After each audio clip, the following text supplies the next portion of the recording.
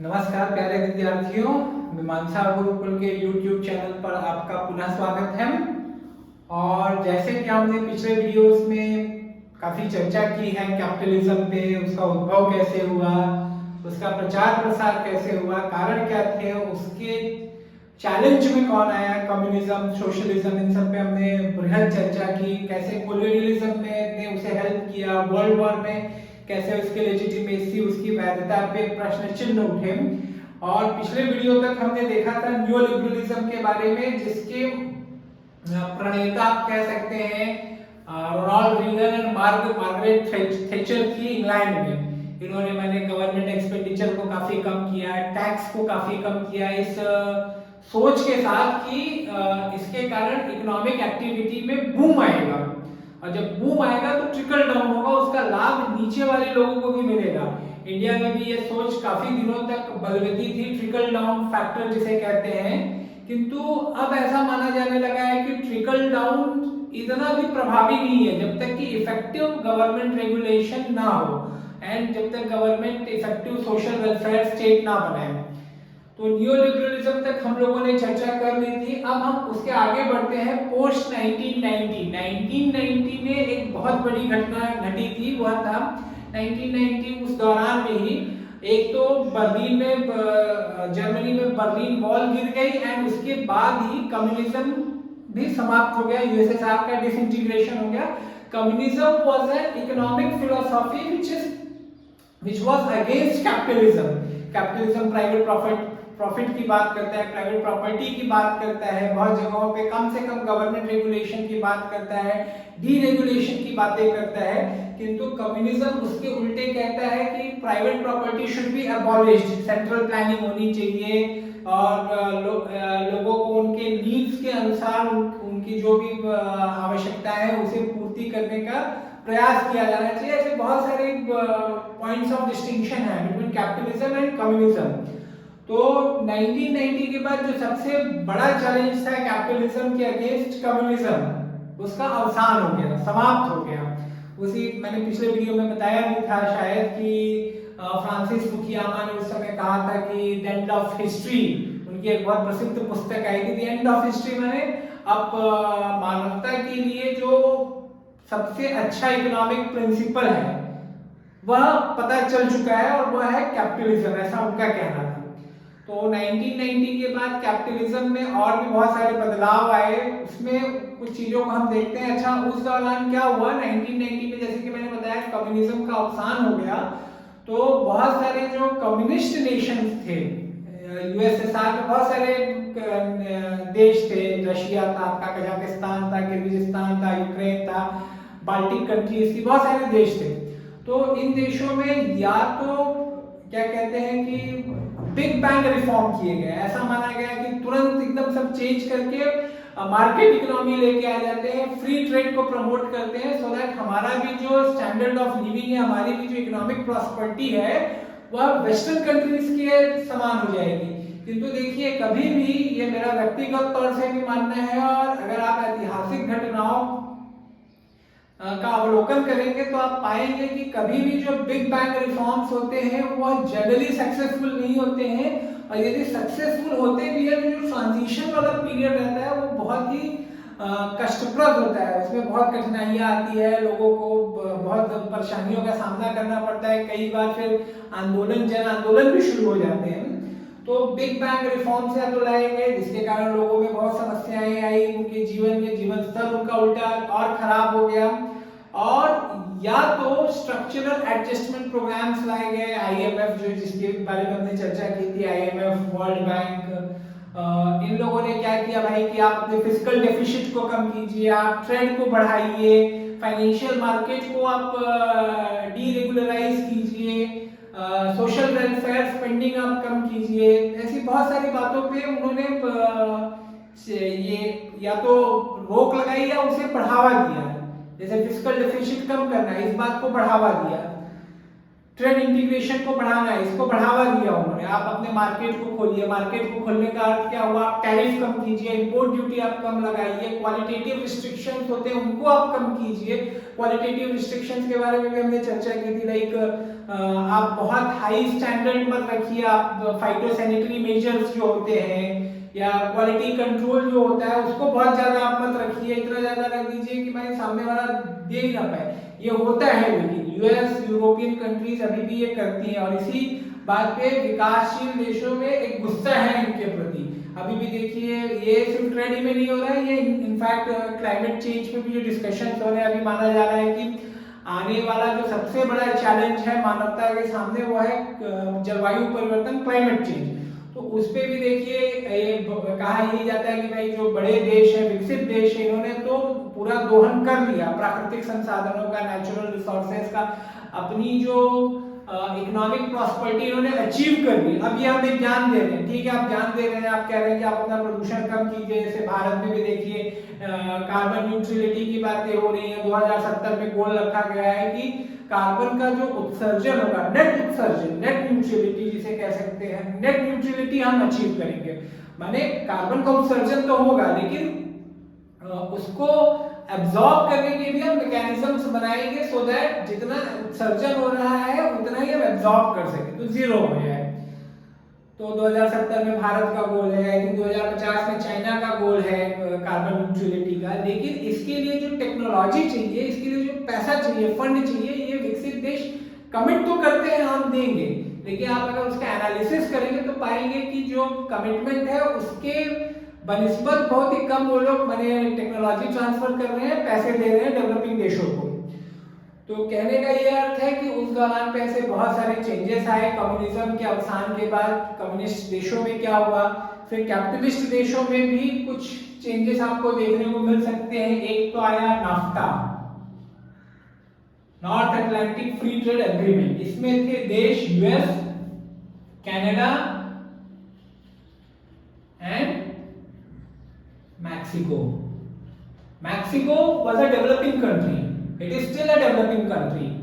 तो ये free trade agreement का क्या अर्थ है? फ्री ट्रेड एग्रीमेंट का अर्थ यही होता है भाई आप टैरिफ्स कम कर देंगे कंपेयर टू अदर कंट्रीज, आप टैरिफ कम कर देंगे, आप रिस्ट्रिक्शंस कम लगाएंगे उस पे। आप फ्री ट्रेड एग्रीमेंट में कभी-कभी कंप्रिहेंसिव इकोनॉमिक पार्टनरशिप एग्रीमेंट भी आप लोग सुनते हैं, तो उसमें आप सर्विसेज को भी आप प्रमोट करते हैं। भाई आपकी सर्विसेज, जैसे स्टेट बैंक चाहता है कि मुझे बैंक अपना ब्रांच खोलना है श्रीलंका में, तो उसके ऊपर ज्यादा रिस्ट्रिक्शंस ना हो कि आपको ये कैपिटल एडिक्वेसी चाहिए, यहाँ से परमिशन लेनी है, आप इतना ही बड़ा बैंक खोल सकते हैं, कम रिस्ट्रिक्शन हो जाती है। रिस्ट्रिक्शंस कभी जाती नहीं है, बट रिस्ट्रिक्शंस कम हो जाती हैं, तो लोगों का आना जाना आसान हो जाए। जैसे देखिए अभी ट्रंप के आने के बाद आप लोगों ने सुना होगा कि भारतीयों को वीजा बहुत कम मिलने लगा था, क्योंकि उनका ये मानना था भाई कि जो जॉब्स की आउटसोर्सिंग हो रही है वो अमेरिकन के हित में नहीं है, it is against the interest of Americans. तो नाफ्टा आया, इसमें ये था, ये दोनों जो डेवलपिंग कंट्रीज थी, ये डेवलपिंग कंट्री थी, तो इनका ये था भाई हम आपस में ट्रेड बढ़ाएंगे। ये तीनों कंट्रीज नॉर्थ अमेरिकन कॉन्टिनेंट में ही आती हैं। फिर उसके बाद आपका ईयू का भी जो इंटीग्रेशन था वो कंसोलिडेट हुआ। कंसोलिडेट माने ईयू तो आप लोग जानते ही होंगे, यूरोपियन यूनियन, ठीक है। इसमें क्या हुआ, यूरोपियन यूनियन में देखिए आप लोगों ने सुना भी होगा 1999 में यूरो करेंसी आई थी, उसके पहले यूरो करेंसी नहीं थी। बेसिकली यूरोपियन यूनियन में ये हुआ कि भाई हम ज्यादा से ज्यादा इंटीग्रेशन, ट्रेड इंटीग्रेशन को हम प्रमोट करेंगे। इसमें मैंने क्या क्या कंपोनेंट्स आप कह सकते हैं, गुड्स का ट्रेड आसानी से करेंगे आपस में, ठीक है, सर्विसेज हो गई, फिर उसके बाद कैपिटल हो गया, पैसा आसानी से एक देश से दूसरे देश जा सकता है, फिर आपका पीपल हो गए, माने लोग। एक वहां पे तो आप लोगों ने शायद सुना होगा शेंजन वीजा होता है, अगर एक कंट्री का आपने ये ले लिया वीजा ले लिया तो आपको शेंजन वीजा मिल जाता है, आप सभी जगह घूम सकते हैं, सारी कंट्रीज में घूम सकते हैं। वैसे ही आप यदि काम भी कर रहे हैं तो एक देश का यदि वीजा है तो आप सारी जगह जा सकते हैं according to the opportunity. So it was believed कि ये लोगों की इकोनॉमिक प्रॉस्पेरिटी को और बढ़ाएगा because of the trade integration, because of other integration, जैसे सर्विसेज में हो गया, कैपिटल।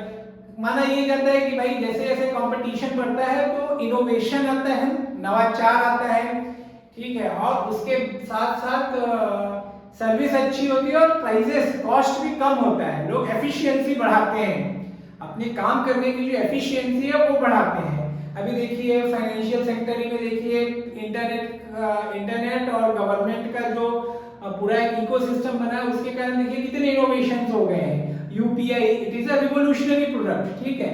अभी मैं कई बार बाहर जाता हूँ, मेरे जेब में हार्डली 10 रुपए रहते हैं, क्योंकि मुझे पता है यूपीआई हर जगह चलने वाला है।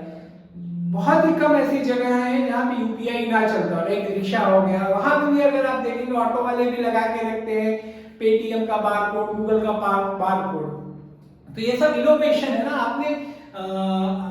आप तो शायद आप लोगों ने अपने सामने ये सब चीजें देखी हो, लेकिन आप अपने पिताजी से पूछिए कभी कि आपने 25 साल पहले से कभी सोचा था आप मोबाइल निकाल के पैसे पे कर पाएंगे, आपकी जेब में 10 रुपए भी नहीं रहेंगे।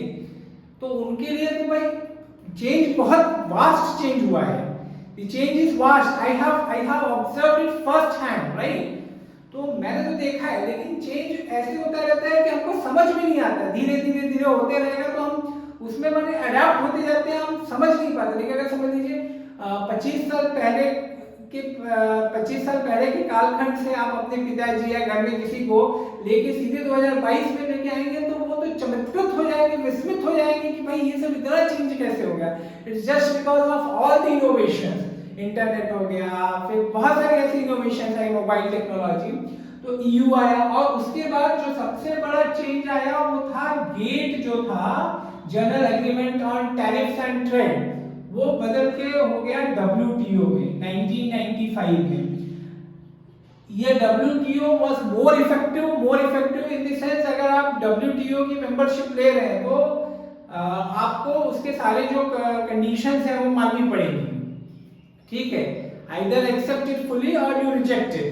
एंड रिजेक्शन का मतलब है आप डब्ल्यूटीओ के इससे बाहर हो जाएंगे। फिर आपका वर्ल्ड इकोनॉमी में जो इंटीग्रेशन है, ग्लोबलाइजेशन बहुत तेजी से बढ़ रहा था हमारे ग्लोबलाइजेशन तो 16वीं शताब्दी से ही आप कह सकते हैं, जब से मैंने अमेरिकन पोर्तुगीज ने अमेरिका को खोजा, या उसके पहले भी जो अटैक होते हैं, अरब लोगों ने अटैक किया, जो अलग अलग अटैक हुए, सब भी ग्लोबलाइजेशन का ही पार्ट था, जिससे मैंने ट्रेड को बढ़ावा दिया या पैसे के लिए, संसाधनों के दोहन के लिए। इंडिया में जैसे सिकंदर आया तो क्यों आया? Because it was considered as a golden bird, right. तो कहने का अर्थ है ग्लोबलाइजेशन तो पहले से ही हो रहा था, जिसमें मैंने ट्रेड इंटीग्रेशन हो रहा है, कल्चरल इंटरैक्शंस हो रहे हैं, पीपल टू पीपल इंटरैक्शन हो रहे हैं। लेकिन जो इसकी गति है 1980-90 के बाद देखेंगे बहुत तेज बढ़ गई है। उसका कारण क्या है? उसका कारण है टेक्नोलॉजी, इंटरनेट। सबसे बड़ा जो कारण है वो internet, faster communication, faster modes of transport, containerised ships आ गए हैं जो कार्गो को कहां से कहां लेके जाते हैं। प्लेन तो पहले से ही थे, लेकिन अब बिकॉज ऑफ वेरियस मेजर्स, जो आप विश्वास नहीं मानेंगे कि पहले 1960 के दशक में आपको फर्स्ट क्लास यात्रा करने के लिए, फर्स्ट क्लास प्लेन में यात्रा करने के लिए $5000 यदि देने पड़ते थे 1960 में, तो 2022 में आप ऐसा सोचेंगे कि आपको ज्यादा देना पड़ेगा, राइट। 1960 कहाँ, 2022 कहाँ, 60-70 साल का कालखंड। लेकिन अगर आप 2022 में फर्स्ट क्लास का टिकट लेना चाहेंगे, और of course it depends on the route, but जो 5000 का मिलता था, $5000 का 1960 में था, अभी चांसेस है कि आपको $3000-4000 में भी मिल जाएगा। तो उसके कारण ट्रैवल बहुत बढ़ गया है। लोग एक स्थान से दूसरे स्थान आसानी से जा सकते हैं, कम पैसों में जा सकते हैं। तो ग्लोबलाइजेशन जो है बहुत तेजी से बढ़ रहा है। तो WTO में क्या डिफरेंस था compare to GATT? WTO was talking not only about trade in goods के बारे में बात नहीं कर रहा था सिर्फ, गुड्स तो था ही, लेकिन एग्रीकल्चरल प्रोडक्ट्स हो गए, सर्विसेज हो गई, इन्वेस्टमेंट हो गए, कैसे भाई एक देश दूसरे देश में इन्वेस्टमेंट कैसे कर सकता है, उस पर रिस्ट्रिक्शंस क्या हो सकती है। एक्चुअली उसको फ्री करने का प्रयास किया WTO ने इन ऑल रिगार्ड्स, चाहे आप ट्रेड इन गुड्स करें, चाहे आप ट्रेड इन सर्विसेज करें, चाहे आप इन्वेस्टमेंट कर रहे हैं, तो सब जगह मैंने एक देश के नागरिकों को, कंपनियों को दूसरे देश में कम से कम रेगुलेशन का सामना करना पड़े, रिस्ट्रिक्टिव रेगुलेशन का सामना ना करना पड़े, ऐसा एक प्रयास था। इन लोगों ने फिर इंटेलेक्चुअल प्रॉपर्टी में भी काम किया, ट्रिप्स इनका एग्रीमेंट है, ऐसे बहुत सारे पेटेंट पे है। तो उसके कारण ये सब बहुत व्यापक परिवर्तन आपको दृष्टिगोचर होता है कैपिटलिज्म में आफ्टर 1990। अच्छा, इसके साथ साथ देखिए मार्क्स ने कहा था कि कैपिटलिज्म की एक इनहेरेंट टेंडेंसी है, वो है एक समय बूम आएगा फिर बस्ट आएगा, फिर बूम आएगा फिर बस्ट आएगा। तो ये inherently it is an unstable philosophy, ये आपको एक सस्टेन्ड आपको एक लाइफस्टाइल नहीं दे सकता है। आप हमेशा एक स्ट्रेस में रहेंगे, आप हमेशा एक टेंशन में रहेंगे। आप अभी भी देख लीजिए, जैसे कोई भी समस्या आती है, कोई ग्लोबल समस्या आती है, लाइक कोविड आप देख लीजिए, या अभी आप देख लीजिए कोविड के बाद 2022 में आप देख लीजिए कितनी बड़ी बड़ी कंपनियों में जो एम्प्लॉइज है उनकी छटनी चल रही है। मेटा, फेसबुक ने 11,000 लोगों को निकाला, यहाँ पे भी देखिए एडटेक कंपनीज निकाली है, बाइजू हो गई, आप लोगों ने सुना ही होगा, अनअकैडमी हो गई, लोगों ने बहुत सारे लोगों की छटनी की है हाल ही में। तो वैसे ही चैलेंज आए कैपिटलिज्म के सामने 1990 के दौर में भी। पहला चैलेंज जो आया वो मैक्सिको में ही आया, जहां लोगों ने देखा नाफ्टा।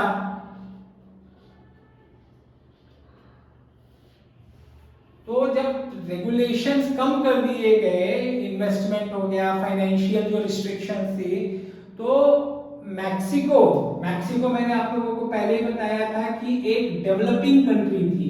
तो मैक्सिको लोगों को क्या लगा भाई कि अब यूएस और कनाडा जैसे देश फ्री ट्रेड कर रहे हैं, किसके साथ? मैक्सिको के साथ। तो मैक्सिको इज नेक्स्ट इकोनॉमिक मैरेकल। जैसे चाइना सिद्ध हुआ 1990-1995 के बाद, 1978 से उन्होंने काम शुरू किया था। डेंग सियाओपिंग के टाइम में उन्होंने काम शुरू किया था, जो डीरेगुलेशन का काम था, फिर सेस बनाए गए थे, स्पेशल इकोनॉमिक जोन। तो उसका प्रभाव उनको समझ लीजिए 15-20 साल बाद देखने को मिला। वैसे ही मैक्सिको के बारे में सोचा गया because it is a developing trade partner of US and Canada, so it is going to be next economic मैरेकल।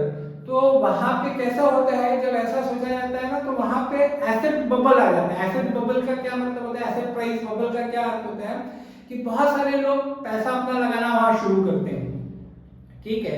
Borrowing भी सस्ती हो जाती है। क्यों बोरोइंग मैंने उधार लेना क्यों सस्ती हो गई? क्योंकि जैसे मैंने बताया कि जब इन लोगों का फ्री ट्रेड एग्रीमेंट हुआ तो फाइनेंशियल जो रिस्ट्रिक्शंस होते हैं उसको भी कम करने का प्रयास किया जाता है, डीरेगुलाइजेशन किया जाता है। तो जब डीरेगुलाइजेशन होता है तो बोरोइंग आपकी कम हो जाती है, बोरोइंग रेट कम हो जाती है, कम नहीं, बोरोइंग तो बढ़ जाती है, बोरोइंग रेट, उधार लेने की जो ऋण की जो दर होती है वो कम हो जाती है। क्यों? क्योंकि देखिए यूएस में अभी भी आप अगर जाएंगे ना, जैसे बैंक, यहाँ अगर आप बैंक लोन लेते हैं तो आपको 8%, 9% रेट ऑफ इंटरेस्ट होता है, किंतु यूएस में जाएंगे तो वहाँ पे 2%, 3%, जापान में तो इफेक्टिवली जीरो है रेट ऑफ इंटरेस्ट, उसमें हम कभी और चर्चा करेंगे। तो जब डीरेगुलेशन हो गया तो मैक्सिको के लिए यूएस से पैसा लेना, कनाडा के बैंक से पैसा लेना आसान हो गया और कम ऋण दर पे, ठीक है। तो एसेट प्राइस बबल आता है, भाई पैसा बहुत आ रहा है अपनी इकोनॉमी में, यूएस वाले लगा रहे हैं, बाहर के देश वाले लगा रहे हैं, ये सोच के कि मैक्सिको अभी ऊपर जाने वाला है। फिर मैक्सिको की जो कंपनियां हैं वो कम पैसे, कम ऋण दर पे पैसा ले रही है, कहां से? यूएस के बैंक से, कनाडा के बैंक से। तो जब भाई मैं ऋण लूंगा तो मैं क्या करूंगा? जो कंपनियां होती हैं वो तो उपभोग के लिए लेती नहीं है, हम जैसे लोग भले एक बार उपभोग के लिए ले लें कि चलो भाई ठीक है, गाड़ी ले लेते हैं ईएमआई पे, मोबाइल फोन ले लेते हैं ईएमआई पे, लेकिन कंपनियां तो कुछ ना कुछ इन्वेस्टमेंट करती हैं। तो उसके कारण क्या होता है, प्राइसेस बढ़ने लगते हैं इकोनॉमी में, क्योंकि समझ लीजिए ये एक प्रोडक्ट है, ठीक है, इसको खरीदने के लिए पहले मार्केट में 100 रुपए अवेलेबल थे, लेकिन चूंकि बाहर से पैसा बहुत आ रहा है, बैंक बहुत ऋण दे रहा है, तो अभी 1000 रुपए अवेलेबल है। तो इसका जो प्राइस है, अगर समझ लीजिए पहले 40 रुपए था जब मार्केट में 100 रुपए थे अवेलेबल, तो जब मार्केट में 1000 रुपए अवेलेबल है और गुड्स का प्रोडक्शन नहीं बढ़ा है, गुड्स का प्रोडक्शन अभी भी वहीं पे है, तो इसका जो वैल्यू है ना वो 40 रुपए नहीं रहेगा, अभी हो सकता है 400 हो जाए। ये एक एग्जांपल है, होगा क्या रियल इकोनॉमी में we can't say, it's very complex, but the thing is that when too much money is chasing too few goods, तो वो गुड्स का प्राइस बढ़ता है। तो वैसे ही वहां पे हुआ एसेट प्राइस बबल, और ये आपको हमेशा देखने मिलेगा। अभी हम आगे और चर्चा करेंगे तो आपको समझ में आएगा। तो ये हमेशा होते रहता है कि जब एक इर्रेशनल एक्सुबरेंस इसे कहते हैं, ये आई थिंक यूएस के जो रिजर्व बैंक जो वहां पे है, फेडरल बैंक, वहां के जो चेयरमैन थे, शायद if I am not wrong, तो एलन ग्रीनस्पैन ने ये कहा था, इर्रेशनल एक्सुबरेंस। इर्रेशनल एक्सुबरेंस माने सब मार्केट को लेके बड़े ऑप्टिमिस्टिक रहते हैं कि अब तो भाई बस अब हम अपने पीक पे ही पहुंचने वाले हैं, बहुत अच्छा समय है, ये गोल्डन टाइम है, इकोनॉमिक ग्रोथ बहुत अच्छी होने वाली है, सब कुछ अच्छा चलने वाला है। तो इसको इर्रेशनल एक्सुबरेंस कहते हैं, जहां पे हमारा जो डर है, एक कॉशियस माइंडसेट होना चाहिए, वो नहीं रहता है। तो हम पैसा डालते जाते हैं। हम माने कंपनियां हो गई, बैंक हो गए, जितने भी इकोनॉमिक एक्टर्स हैं, I am not talking about us as individual. कहा जाता है ना भाई, बहुत सारे एक्सपर्ट लोग बैठे हैं, वो क्या मूर्ख हैं? हम तो समझ लीजिए या हमारे पास 360 डिग्री व्यू नहीं हो सकता है, हमारे पास वो लेवल, उस डेप्थ का नॉलेज नहीं हो सकता। But you can find instances of irrational exuberance among experts also. वो आपको देखिए अभी आगे डिस्कशन होगा ही उस पे। तो मैक्सिको में क्राइसिस आया, फाइनेंशियल क्राइसिस आया, वैसे ही एशियन फाइनेंशियल क्राइसिस आया।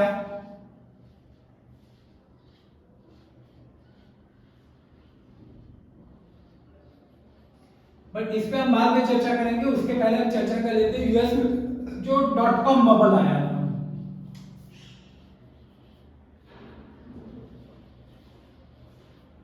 .com बबल का अर्थ ये था कि वहां पे जो इंटरनेट कंपनियां थी, उनका जो वैल्यूएशन, शेयर में जो वैल्यूएशन था, बहुत तेजी से बढ़ रहा था 2000 के आसपास। जब ये Y2K बबल भी आया था, Y2 के बारे में शायद आप लोगों ने सुना होगा, ना सुना हो तो आप गूगल पे भी देख सकते हैं। बेसिकली ये था कि भाई कंप्यूटर के जो वॉच होते हैं वो 2 डिजिट पे होते हैं। 99 जब था तब इसका वॉच क्या दिखा रहा था, ये 99 2 डिजिट में दिखा रहा था। फिर ये जब 2000 आने वाला था तो ये 00 हो जाता था, राइट। 99 में सिर्फ 2 डिजिट दिखाता था वो ईयर का, कंप्यूटर के जो वॉचेस थे, तो 99 दिखा रहा था। 2000 आता तो 00 आ जाता, और ऐसा माना जा रहा था कि ये क्या कहते हैं, ये बहुत बड़ा चैलेंज लेके आएगा, माने हो सकता है पूरा डिसरप्शन हो जाए। तो उसके चक्कर, उसको संभालने के चक्कर में भी कई सारी कंपनियां आई, जिनका ये कहना था कि हम भाई इस चीज से जो मेजर्स लेने चाहिए कि कोई क्राइसिस ना आए, डिसरप्शन ना आए, तो हम वो करेंगे। उसके अलावा भी इंटरनेट बहुत तेजी से बढ़ रहा था, तो ऐसा माना जा रहा था कि जो इंटरनेट कंपनियां हैं वो फ्यूचर में जाके बहुत अच्छा, माने उनका परफॉर्मेंस रहेगा, फाइनेंशियल परफॉर्मेंस रहेगा। अभी भी आप देख लीजिए कि जैसे इंटरनेट की कंपनियां, जैसे अमेजन देखिए, अमेजन एक गैरेज से शुरू हुई थी, ठीक है, और आज ये वर्ल्ड की सबसे बड़ी कंपनियों में से एक है। लेकिन अमेजन के पास एक विजन था, एक सोच थी, वो बन गई। बहुत सारी कंपनियां नहीं बन पाई, उनका वैल्यूएशन तो बहुत ज्यादा हो गया। वैल्यूएशन मैंने शेयर का समझ लीजिए $1000 हो गया प्राइस, लेकिन उसका आउटपुट क्या है? उसका कुछ सेल होना चाहिए, उसका कुछ रेवेन्यू जनरेशन होना चाहिए, प्रॉफिट दिखना चाहिए, ऐसा कुछ भी नहीं था। बस ये था कि फ्यूचर में बहुत बढ़ेगा, इसका फ्यूचर में दाम बहुत बढ़ेगा, इसके लिए आप $1000 में ले लीजिए अभी। और वो भागते ही जा रहा था। अभी भी देखिए बहुत सारी कंपनियों के बारे में, खासकर इंडियन स्टार्टअप्स के बारे में कहा जाता है कि इनका जो वैल्यूएशन है वो माने इर्रेशनल सा है, उनका प्रॉफिट नहीं है, they are incurring huge losses, but still उनका अगर आप शेयर प्राइस देख लीजिए बहुत ज्यादा है, वैल्यूएशन बहुत ज्यादा है। जो प्राइवेट इन्वेस्टर्स कर रहे हैं वो बहुत ज्यादा वैल्यूएशन कर रहे हैं। इसमें भी देखिए, मैं हमेशा ये कहता हूं कि आपको जहां तक हमसे संभव हो सके, हम आपको पूरा पर्सपेक्टिव दें। जो प्राइवेट इन्वेस्टर्स होते हैं, या समझ लीजिए कुछ लोग रिस्क एपेटाइट जिनका ज्यादा होता है, वो लोगों को क्या लगता है भाई कि आप इन्वेस्ट कर रहे हैं, रिस्क है इसमें, लेकिन हो सकता है ये प्रोडक्ट जो है ये ब्रेक इवन कर जाए, ये बहुत पॉपुलर हो जाए।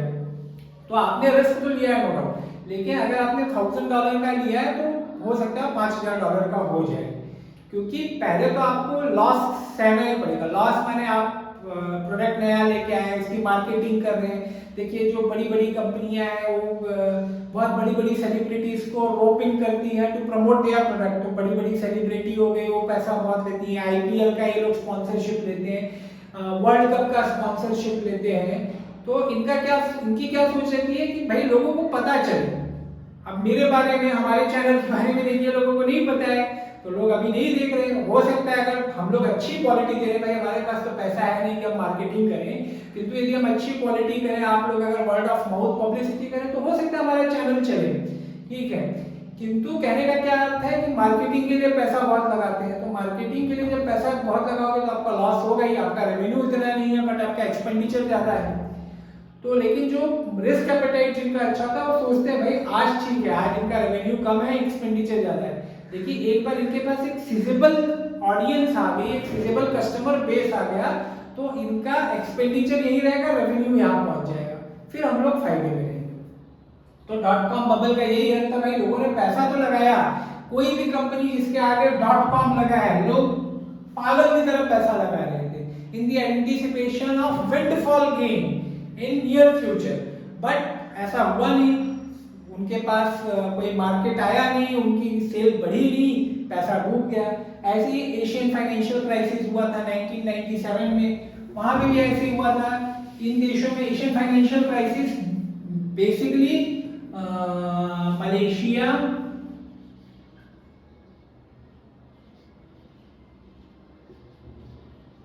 Thailand, Indonesia and south Korea में हुआ था। इन देशों की इकोनॉमिक ग्रोथ 1970-80 के दशक में अच्छी थी, तो लोगों को एक थोड़ा विश्वास हो रहा था कि ये देश अच्छा करेंगे। फिर जो मैंने कहा ना, न्यू लिबरलिज्म का स्प्रेड शुरू हुआ 1990 के बाद, तो यहाँ पे भी बहुत सारे डीरेगुलेशन कर दिए गए, फाइनेंशियल डीरेगुलेशन कर दिए गए, जैसे मैक्सिको में किए गए थे। तो हुआ क्या, यहाँ से बाहर से पैसा आना आसान हो गया। कैपिटल कंट्रोल जिसे कहते हैं ना, कैपिटल कंट्रोल का अर्थ होता है भाई बाहर से पैसा आने पे क्या क्या रिस्ट्रिक्शन लगने चाहिए जो हमारी इकोनॉमी को स्टेबल रखे, हमारी प्रॉस्पेरिटी पे हार्मफुल इफेक्ट ना आए, या पैसा जाने में, आने जाने दोनों में सेंट्रल बैंक कुछ रिस्ट्रिक्शंस लगाता है। तो कैपिटल कंट्रोल से यहाँ पे कम हो गए। कैपिटल कंट्रोल कम होने से क्या हुआ कि बाहर से पैसा आना यहाँ पे आसान हुआ। फिर डीरेगुलेशन हो रहे थे, बोरोइंग भी वहाँ पे सस्ती हो गई, जैसे मैंने मैक्सिको के बारे में बताया। तो लोगों ने, कंपनियों ने, फर्म्स ने लोन लेना ज़्यादा शुरू किया इन दी एंटीसिपेशन की भाई इकोनॉमिक ग्रोथ तो अच्छी होगी, इतने सालों से अच्छी ग्रोथ हो रही है, आगे भी अच्छी होगी। तो उसके कारण क्या हुआ भाई, जैसे मैक्सिको में हुआ, एसिड बबल आया, प्राइसेस बहुत बढ़ गए एसेट्स के। एसेट्स में बहुत सारी एसेट्स हो सकती हैं, रियल एस्टेट हो सकता है आपका, उसके बाद शेयर प्राइसेस हो सकते हैं, गोल्ड हो सकता है, बहुत सारी चीजें हो सकती हैं एसेट में। तो यहाँ पे भी वह एसेट बबल देखने के लिए मिला। बोरोइंग बढ़ गई थी, बाहर से पैसा बहुत आ रहा था, तो गुड्स का प्रोडक्शन उतना तेजी से नहीं बढ़ रहा था जितना तेजी से बढ़ना चाहिए। गुड्स का अगर प्रोडक्शन तेजी से बढ़ रहा है तो लोग कंज्यूम करेंगे, इकोनॉमी में कंजम्पशन बढ़ेगा, और अगर लोगों में लोग कंज्यूम ना भी कर पाए तो आप एक्सपोर्ट कर सकते हैं, राइट। क्योंकि किसी न किसी देश में हो सकता है आपके प्रोडक्ट्स की डिमांड हो, किंतु आपका प्रोडक्शन नहीं बढ़ रहा है। प्रोडक्शन बढ़ने के लिए टाइम लगता है, तुरंत बहुत सारा पैसा आ जाए। आप कभी भी देखिए, इन जनरल भी अगर आप लाइफ में भी देखेंगे, ऐसे बहुत सारे लोगों को देखेंगे कि जिन्होंने धीरे धीरे धीरे पैसा बनाया है ना, तो उनकी जो स्टेबिलिटी होती है ना वो स्ट्रांग होती है, ठीक है। और जो अचानक बहुत पैसा बना लेते हैं तो वो स्टेबल भी नहीं रह पाते हैं, उनका कंजम्पशन ऐसा बढ़ जाएगा, फालतू के खर्च शुरू हो जाएंगे। शायद आप लोगों ने सुना होगा, पता नहीं, देखिए बहुत सारी चीजें तो प्रोपेगेंडा भी होती है, कितना विश्वास करें ये नहीं कह सकते, लेकिन जो कौन बनेगा करोड़पति में जो पहले कंटेस्टेंट जिन्होंने 5 करोड़ जीते थे, आई थिंक सुशील कुमार कुछ नाम था, वो 5 करोड़ जीतने के बाद भी ऑलमोस्ट बैंकरप्ट हो गए थे। तो कहने का क्या अर्थ है कि इन देशों में पैसा अचानक तो बहुत आ गया, बोरोइंग भी सस्ती हो गई, बोरोइंग रेट भी सस्ती हो गई, किंतु प्रोडक्शन कैपेसिटी बढ़ाने के लिए समय लगता है। क्या समय हो सकता है भाई? आपको इंडस्ट्री डालनी पड़ेगी, आपको इंफ्रास्ट्रक्चर क्रिएट करना पड़ेगा, आपको स्किल्स जनरेट करनी पड़ेगी आपके लोगों में। अभी जैसे समझ लीजिए कि इंडिया में ही जैसे कहा जाता है हाई लेवल मैन्युफैक्चरिंग नहीं हो पा रही क्योंकि लोगों में इतनी स्किल नहीं है, लोगों में इतनी स्किल नहीं है, तो वो एक बड़ा कारण। तो अभी देखिए बहुत सारे काम चल ही रहे हैं, स्किल इंडिया बार बार कहा जाता है भाई कि हमको स्किलिंग, युवाओं की स्किलिंग करने की आवश्यकता। मैं आप लोगों से भी यही कहूँगा क्योंकि विषय अभी इससे रिलेवेंट है, इसलिए कहना आवश्यक है कि आप लोग भी अपनी स्किलिंग पे ध्यान दीजिए। स्किलिंग का मैं बहुत बार देखता हूँ कि बहुत सारे युवा इंस्टाग्राम पे रील्स देख रहे हैं, यूट्यूब पे रील्स देख रहे हैं, उसको आप स्किलिंग पे लगाइए। स्किलिंग में कोई भी स्किल हो सकती है जो आपको लगे कि भाई रेलेवेंट है, आप इसके बारे में कुछ समझ सकते हैं, आप इसे कर सकते हैं, तो वो स्किल्स की आज बहुत डिमांड है। अब वो स्किल आप शेयर मार्केट में लगाइए, कोई टेक्नोलॉजी सीखने में लगाइए, कोई आर्ट सीखने में लगाइए, आपके पास प्लेटफॉर्म है। यूट्यूब ही ने देखिए कितने लोगों को बना दिया, कितने लोग हैं, वो भुवन डान को आप देख लीजिए, संदीप माहेश्वरी को देख लीजिए, इनके पास भाई प्रेजेंटेशन स्किल्स थी। ऐसे बहुत सारे लोग हैं जिनके पास स्किल है, they are earning shit load of money. ठीक है, तो स्किलिंग पे तो आपको ध्यान देना है, स्किलिंग एंड री स्किलिंग। मैंने ऐसा माना जाता है ना कि आगे चल के टेक्नोलॉजी इतनी तेजी से बदल रही है, इकोनॉमी इतनी तेजी से बदल रही है कि हो सकता है आज जो आपके पास स्किल है वो 5 साल बाद रेलेवेंट ना रहे, तो आपको अपने आप को रीस्किल करना पड़ेगा। तो इसके लिए you need to have capacity to learn, learning to learn जिसे कहते हैं। लर्निंग टू लर्न का क्या अर्थ है भाई? आप कोई भी चीज फटाफट अच्छे से सीख पाए, आपकी ग्रास्पिंग पावर अच्छी हो। एंड ज्यादातर चीजें सीखने के लिए ना आप देखेंगे तो कुछ बेसिक प्रोसेसेस होते हैं, उस पर भी हम कभी डिस्कशन करेंगे, बट कहने का अर्थ यही है कि you need to always you need to be willing to learn, curious mindset होना चाहिए आप लोगों का। तो ये सब बातें हैं। एशियन फाइनेंशियल क्राइसिस एक चैलेंज आया, मैक्सिको में जो मैंने बताया वो .com बबल आया, फिर 2008 का फाइनेंशियल क्राइसिस भी एक बहुत इंपॉर्टेंट है जिसके बारे में हम नेक्स्ट वीडियो में चर्चा करेंगे। अब आज के लिए ये वीडियो पर्याप्त है, बहुत बड़ा वीडियो हमें नहीं करना है, 2-2 घंटे का। प्रयास यही रहता है कि 30 से 40 मिनट का वीडियो बनाया जा सके। मेहनत हम अपनी तरफ से पूरी कर रहे हैं। आशा है कि आप लोगों को इससे कुछ लाभ मिल रहा है। मैं बार यही कहता हूँ, फिर से यही दोहराना चाहूंगा कि हमारा प्रयास यही है कि आपकी सोच विकसित हो, परिपक्व हो, आप 360 डिग्री से चीजों को एनालाइज कर पाए, न कि छोटी छोटी चीजें आप जाने। ये सब जो हिस्ट्री आपको पढ़ाया जा रहा है, मुझे नहीं पता आप इसका यूज कहाँ कर सकते हैं। डायरेक्ट क्वेश्चन तो यूपीएससी में कभी नहीं आने वाला है कि एशियन फाइनेंशियल क्राइसिस के बारे में बताइए, ठीक है, 2008 फाइनेंशियल क्राइसिस के बारे में बताइए। They are never going to ask direct straight away question, but question जैसा है उसके आधार पे आप इसका एग्जांपल दे सकते हैं, या ये हुआ क्यों, इसके पीछे मैंने जो कारण है वो गिनाया आपको, ये क्यों होगा, इसके पीछे क्या कारण है वो गिनाऊंगा, या .com के पीछे क्या कारण हुआ। तो देखिए इकोनॉमिक्स में जो हिस्ट्री है, इकोनॉमिक हिस्ट्री अगर आप देखेंगे ना, तो कहीं ना कहीं वो अपने आप का पुनरावर्तन करती है, दोहराती है अपने को। इरेशनल एक्सुबरेंस भी आते रहता है, ऐसा नहीं है कि अब हम लोगों ने, क्योंकि ये हमारा बेसिक इंस्टिंक्ट है, this is something related to the basic instinct, basic human instinct. तो इरेशनल एक्सुबरेंस पहले भी आया है और मोस्ट प्रोबेबली आगे भी आएगा। तो उससे हम क्या सीख ले सकते हैं और कैसे हम उन चीजों से बचें जिसके कारण प्रॉब्लम हो सकती है, उसके बारे में एक अवलोकन यहाँ पे किया गया है, एक व्याख्या की गई है। तो according to the demand of the question you can present your answer. तो इन्हीं बातों के साथ मैं अपनी वाणी को विराम देता हूँ। धन्यवाद।